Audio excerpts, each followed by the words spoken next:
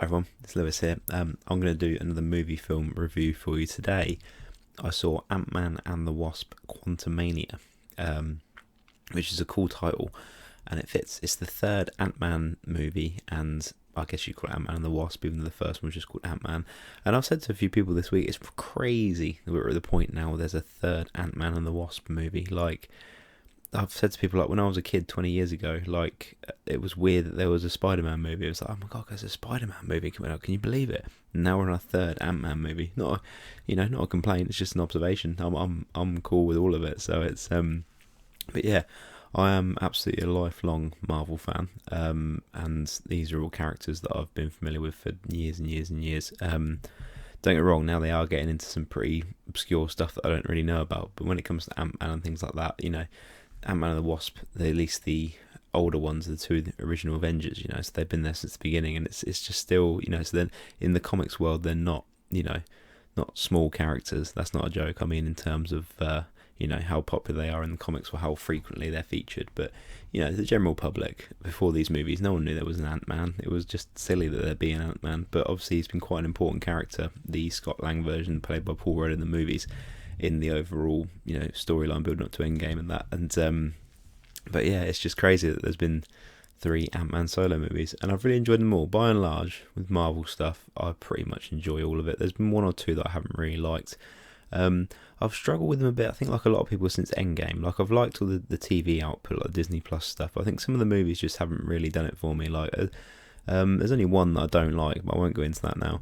You can go back to my reviews and you'll find it. But yeah, I think more from not since Endgame, they've just been kind of like okay for the most part. I think probably Shang-Chi is probably the only one I'd say that I really like. But then this one came out today, so I kind of went in thinking like, okay, it's just be another one. I'll kind of go, yeah, it was alright. And I'd heard a few bits about reviews being kind of in the middle, so I was just like, I don't really pay attention to reviews like before I've seen it, especially. But yeah, I thought I'll go and check it out and see what I think. And yeah, I really enjoyed this one. I was pleasantly surprised at how much I enjoyed it. When it first started, and you see obviously Paul Rudd playing Scott Lang, and I was like, oh, do you know what? Paul Rudd's just so likeable. There's no one who doesn't like Paul Rudd, and if there is, I don't want to know them. Like, every actor, someone goes, oh, I really find that guy annoying, but I've never heard anyone say anything bad about Paul Rudd at all. And I thought, do you know what? I'm probably going to like this movie just because of Paul Rudd, and he's just so likeable. But as it went on, and again, no spoilers for this at all, I'm going to talk about it without much context anyway. Nothing that hasn't been in the trailer at least.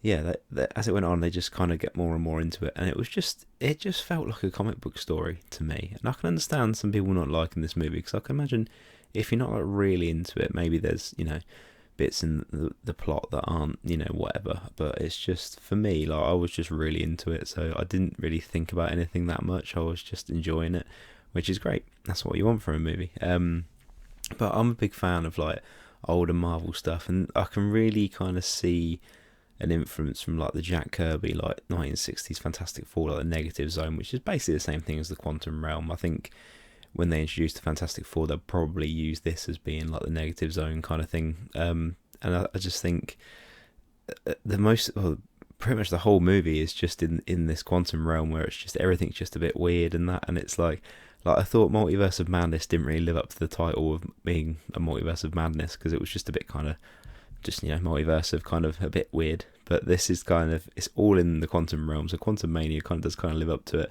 And one thing about me, which my friends will attest to, I like anything that's just got weird little guys in it, just weird characters. Like, I like in Star Wars when they go somewhere and there's just loads of weird aliens just milling about, and there's just cool costumes and what have you, and it's just like, I kind of go, yeah, I like that kind of thing. And there's loads of just weird little guys in this, and I love that kind of thing. I don't know why, but I do.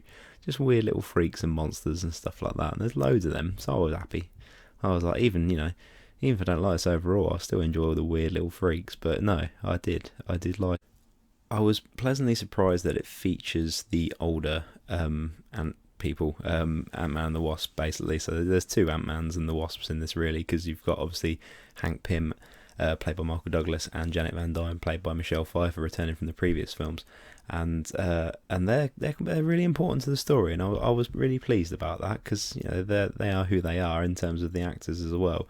and it felt, like I say, it felt like, I think Scott Lang is more of a, the first two are a bit more crime kind of capers, and he's kind of that kind of character, whereas Hank Pym is more the guy who goes on these wacky adventures and that kind of thing into different realms and stuff. So the fact that they got to do that kind of thing, it felt like just like I say, like an old comic story, and I really enjoyed that. I really kind of vibe with that. That was really enjoyable. One of the big things about this movie as well is that it introduces, Jonathan Majors as Kang. Obviously, we've seen him kind of briefly in a different form of that character, but yeah, this is the first big appearance of him, and he's supposed to be built up to be the the next big villain kind of thing. And he was great because I'm a big Kang fan. Kang's probably my favourite Marvel villain, has been for a long time, and Jonathan Majors is one of my favourite actors. Like, I think I saw The Last Black Man in San Francisco, which came out a few years back now, quite a while ago, about 5 years maybe a bit less. And I saw him in that maybe for the first time. I think I'd seen him in the Spike Lee film Da 5 Bloods as well.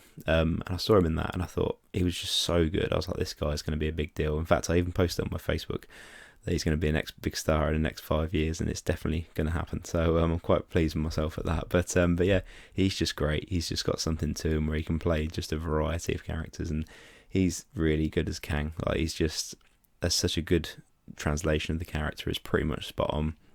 He's just the he's the conqueror. He's just the confident, intelligent villain, and also highly trained fighter and that kind of thing. He's just great at everything, and they really introduced him well in this, I think. And yeah, I won't say much more on him because obviously there's more to come, but yeah, so yeah, overall, like I say, I thought I'd be fine with it. But for me personally, like I say, I can see why maybe some people wouldn't like it, but for me personally, it really worked. I thought it was enough action, it was funny, like in the right places as well. Like, there's there was no humour in it that made me cringe or anything. I just found it, a lot of that is down to the cast as well, I think.